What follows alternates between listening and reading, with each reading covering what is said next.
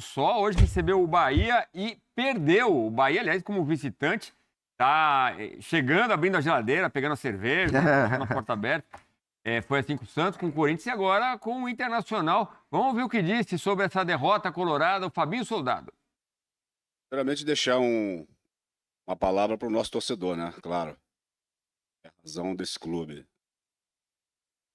Quem está satisfeito com o momento, o auxiliar aqui do Paulo já falou sobre isso. A gente entende que é um momento não tão bom.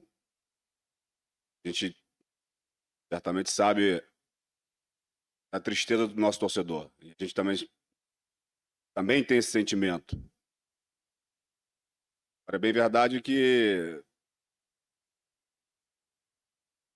o dia a dia do Internacional, o trabalho, ele é feito, ele inicia com grandes profissionais.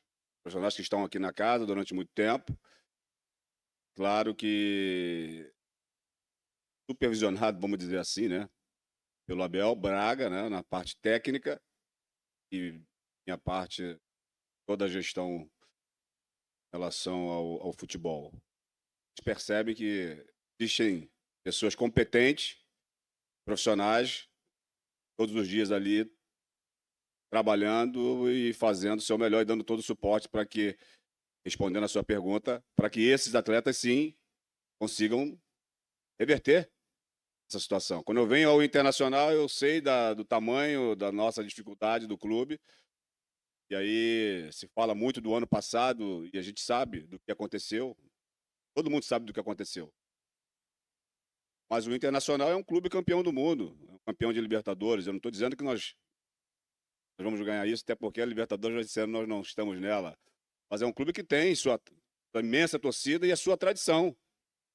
Então nós precisamos entender sim o que passou, o que aconteceu ano passado, ninguém aqui está alienado. Como as melhores contratações e um time para chegar e brigar em cima de tudo. Bem lembrado. E aí... O Inter, aliás, Inter e Bahia se enfrentaram, né?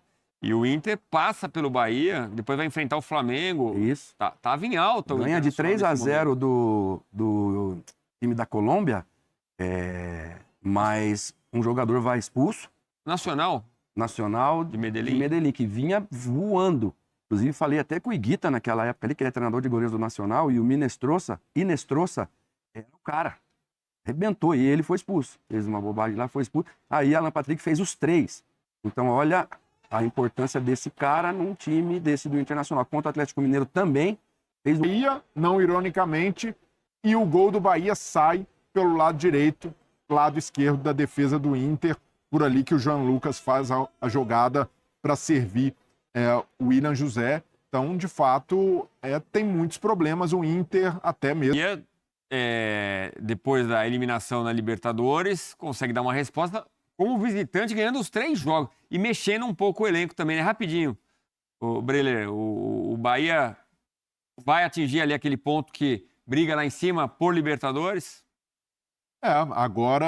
É o mínimo que o torcedor espera, né? Repetir o desempenho do ano passado. E dessa vez, o Rogério, na temporada passada, teve um calendário muito prejudicado. Um calendário que precisou lidar com Copa do Nordeste lá em agosto e até o dilema de poupar na Libertadores. Esse ano não tem Copa do Nordeste, agora não tem nem Libertadores nem Sul-Americana. Pois é, então o calendário joga a favor do Bahia nessa temporada. Então o Rogério pode aproveitar que tem um elenco mais encorpado, os reforços chegaram para tentar dar uma resposta nos pontos corridos de um time mais constante e regular.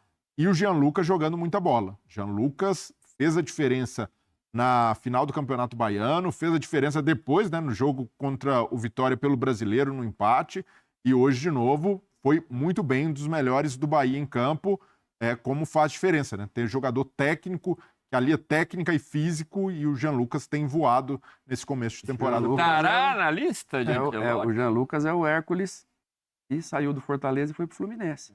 Fez um golaço também, ou seja, tem chegado sempre. Outro cara que engrenou e que parece que assumiu a posição, o William José. O William José não só está fazendo gol, como está dando assistência, é a referência ali na frente, é grande.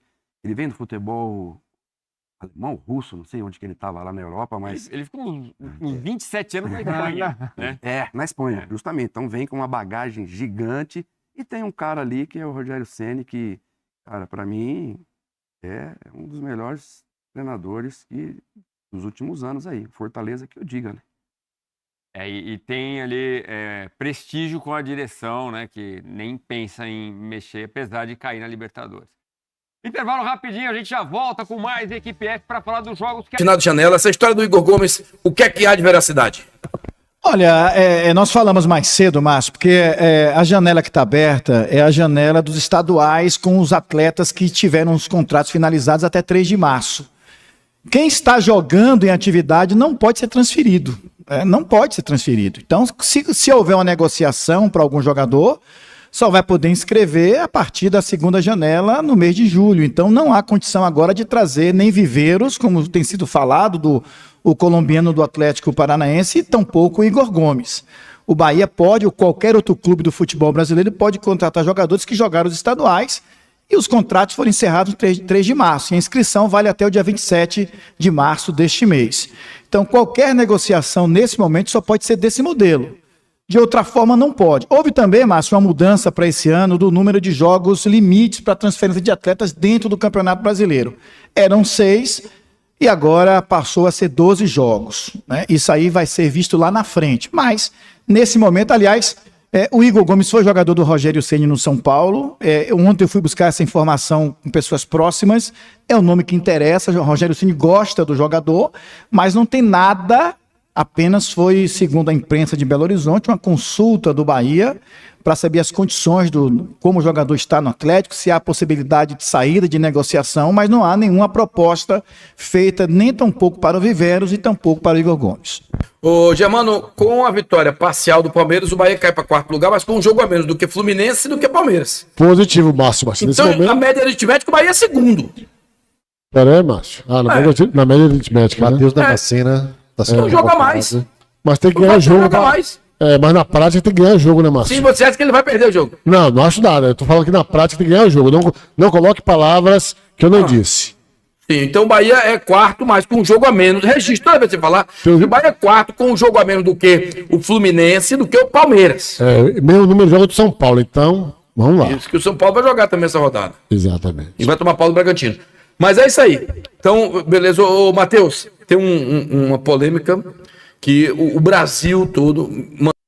Troca do treinador, porque realmente o começo do ano, com 6 jogos e apenas 2 empates, é muito pouco para o Internacional. Eu até falei agora há pouco que o Bahia conseguiu vencer o Inter, né, pela primeira vez jogando na Beira-Rio no Campeonato Brasileiro. Foi agora, no jogo de hoje. Aquela vitória em 14 com gols do Lucas Fonseca e do Diego Macedo foi pela Copa Sul-Americana. Houve uma vitória também, mas foi no Estádio Centenário, lá em Caxias do Sul, quando o Bahia venceu o jogo por 2-1. Mas o Inter vai muito mal das pernas, viu, Márcio? O Inter, pelo começo do Campeonato Brasileiro, uma equipe que já dá, eu sei que ainda é cedo, mas é uma equipe que pode, durante a competição, brigar para não cair. Porque o time do Internacional é uma equipe que não tem muitos grandes jogadores, é uma equipe muito compacta, mas não é uma equipe para brigar por Libertadores nem por título do Campeonato Brasileiro. E outra coisa, o Gustavo deve saber, sabe quantas vitórias o Bahia teve ano passado fora de casa? O total? Em 19 jogos? 3.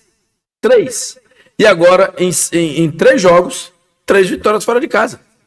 Então, já igualou a todo o número de vitórias fora de casa do ano passado. Luana Campos está acompanhando a galera, tá comigo, tá da Bahia. Fala, Luana! Tô com o MS Marcelo, que fala: trate de classificar o Bahia para Libertadores direto para a fase de grupo. Não tem mais desculpa de cansaço. Ele bota um dedo assim, ó, dando recado para ser o Rogério Ceni. Mário Queiroz está com a gente dizendo que Rogério falar que Everton Ribeiro é mais importante dentro de casa do que fora é complicado. O Everton Ribeiro é importante em qualquer jogo, porque ele pode sempre desequilibrar uma jogada diferente, com uma jogada diferente no caso. Rubens Celso fala aqui que a questão é que queremos ver um futebol convincente, mesmo vencendo, porque hoje correu riscos de empatar e perder. Faz um gol e segura o resultado. E também tem mensagem aqui de David Ramos falando o seguinte, ó. A verdade, doa quem doer, é que o Rogério Ceni não tem peças suficientes. O banco é uma lástima. Não tem lateral esquerdo no banco, sem lateral direito, meia. Aí fica tudo difícil, Márcio. Olha, eu entendi exatamente, Gustavo, o que ele quis colocar. Não é que o Everton Ribeiro não fosse importante fora de casa. Mas fora de casa parece que ele muda um pouco o estilo, vai com mais força, mais marcação. E neste ponto o Everton Ribeiro, às vezes, e o melhor de tudo, é que ele em casa é muito importante, como fora de casa também. Mas se for para escolher em casa ou fora, ele prefere que ele jogue em casa. Pelo menos foi o que eu entendi, não sei se eu estou certo. Sim, geralmente em casa qualquer time tem um modelo mais propositivo, né? E fora de casa mais reativo. Claro, tudo depende do adversário. Você vai enfrentar o líder é uma coisa, você vai enfrentar o lanterna é outra completamente diferente. Você vai enfrentar um time que joga fechado em casa, que joga de bola longa, tudo isso tem que ser adaptado, né? Geralmente a gente considera, né, o dono da casa, entre aspas, o favorito. Na maioria das vezes, na maioria das situações, não só no brasileiro, mas em qualquer campeonato. Então, para você ter um time completo fora, o time completo em casa, melhor em casa que você sabe que você vai justamente com esse mental, com essa proposta de vencer o jogo, de trazer a festa para seu torcedor, fazer o dever de casa, como se diz. Fora de casa é outra história, é outro comportamento. Olha, eu vou pro gol narrado pelo Matheus da Massa, o locutor da Massa, narrou o gol aos 23 minutos e depois do primeiro tempo, 23 do primeiro tempo. E depois eu vou para as estatísticas do jogo de hoje, nos 90 minutos. Ele narrou o único gol do jogo, olha ele aí, ó. Replay Galáctico Salvador FM, a emoção do gol. Do gol. Do gol.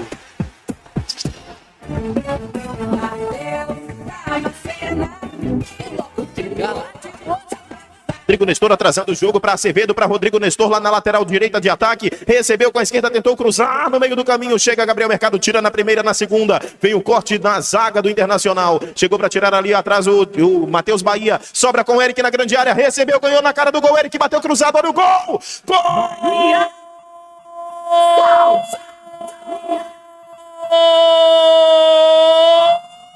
Do Bahia! William José dentro da pequena área depois de cruzamento de Eric inaugura o placar no Beira-Rio.